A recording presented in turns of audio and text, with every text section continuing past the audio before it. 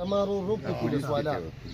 ناصر نوم یې لکه ګرانو کتونکو ابل اور ستاسو به یو زنانه کتلې وه چې هغې هم فریاد وکړو دلته کې دا پولیس والا دی ښه لکه داسې عام کس هم نه دی وکړو پولیس والا روک دی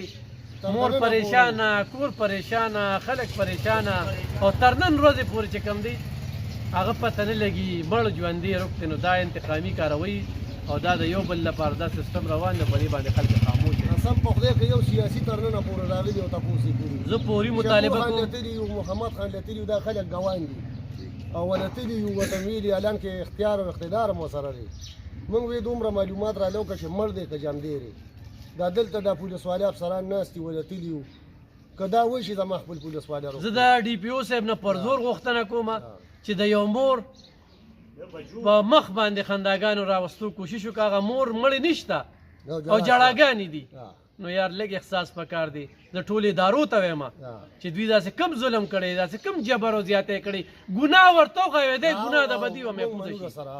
د مړو ژوندي ورته ووایه نو کړېږي نو ډېر ظلم روان دی انشاءالله دا اواز به پورته کوو په دې موږ خاموشه کېږو نه انشاءالله